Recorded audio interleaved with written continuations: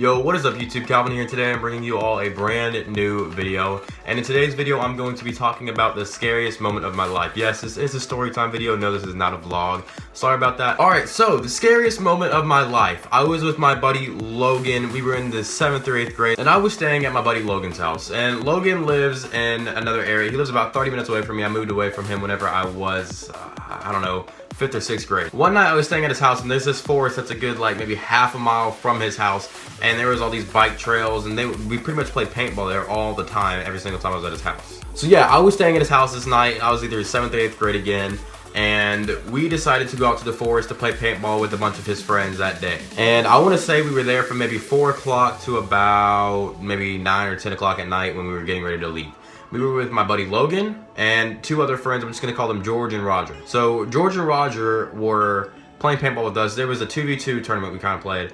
And it was me and Logan, and then it was George and Roger. So we were playing the tournament, and it was going pretty well. Me and Logan were winning like we always did against George and Roger because they weren't that very good. They were just people that we played with. It comes to about 8:30, 9 o'clock when we're starting to wrap up, because we started to wrap up a little bit earlier that day. And keep in mind, this forest was about a good 10 to 20 acres, so it was a fairly big forest when we were in 7th and 8th grade playing paintball. I forgot to mention, George and Roger were in the 9th and 8th grade, so they were older than us by about a year or two, and they knew how to scare us a lot. The time had changed to where it gets darker earlier, so by 8:30 it was completely pitch black. There were no street lights or anything because we were in a forest, keep in mind. So as we finished up our last game of Capture the Flag, which was a game we played in the forest, there were 2 flags on the opposite sides of the forest. Me and Logan went to go grab our flag, George and Roger went to go grab their flag. And walking this forest from the good 10 to 20 acres it took maybe like 10 minutes to walk there and then 10 minutes to walk back to the middle to meet Roger and George. Now Roger and George had this great idea to scare me and Logan. So the exit was at George and Roger's flag, but we decided to meet up at the middle so we can meet up and then go back to the exit. So me and Logan's flag was all the way over here at the end of the forest. George and Roger's flag was all the way over here at their end of the forest, and the exit was over here as well.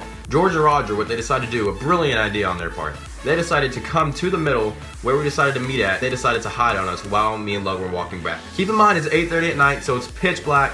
Can't see anything. We have our iPhones and little flashlights out for our only source of light. So as me and Logan were walking back, we got a phone call from Roger saying that, hey, they're at the middle, we're waiting on y'all. And by that time we were at our flag. So we're like, okay, we're coming back now. So what George and Roger decided to do when they got to the middle to hide from us, they decided to put their guns out and look like they got attacked and they were gone. Just the guns were laying on the floor, bullets and ammo and everything, like the paintballs, they were all spilled all over the floor, and we saw that and we started to freak out because we were calling their name for a good 5 to 10 minutes and they were not answering at all. We're FaceTiming them, we're calling them, we're texting them. Every single call was going straight to voicemail because they turned off their phones, and we were by far freaking out. Me and Logan ended up taking off because we do not want to get captured by whoever captured George and Roger. That's what we were thinking because we were in the 7th and 8th grade. As we're running off, George and Roger see that, and we're scared out of our minds. George and Roger run to their guns. We don't see them, we don't hear them.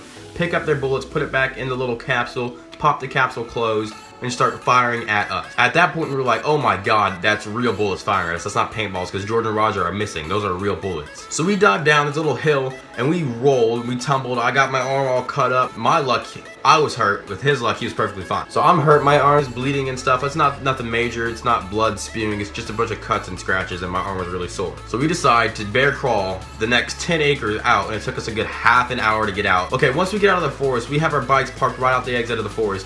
We dart home on our bikes. Now, Logan's parents were already asleep because it was like 9, 10 o'clock at night, and they were early sleepers back then, like 4 or 5 years ago. We tried to call Roger and George over and over and over again, and they still were not answering, so we're like, okay, they're probably dead. We just gotta stay inside for the next couple days and do not go outside. We do not want the killers of George and Roger to come find us also. So that morning, after they ask us about everything that happened last night, we get a call from a restricted number, and me being the stupid idiot that I am, I answered the phone. And I pick up, and it's a deep voice saying, we have George and Roger, meet us at the middle of the forest if you want to come get them. So I hang up the phone instantly. I have no clue what to do. I run into Logan's kitchen and I go grab him from the breakfast table where everyone else was eating breakfast at, and I bust my butt to the forest. Logan was following me to the forest, has no clue what's going on. We're on our bikes again. It's a good half mile away, like I said earlier in the video. And we get to the forest, and I finally explain everything that's going on. I was like, look, Logan, a restricted number called me. They said they have George and Roger where we decided to meet yesterday at the end of the paintball game. Logan's like, okay, let's go. He put on his big boy pants, and we took off to go into the middle of the forest on our bikes. So we get there, and there's nothing there in the middle where we decided to meet at. And I was like, okay,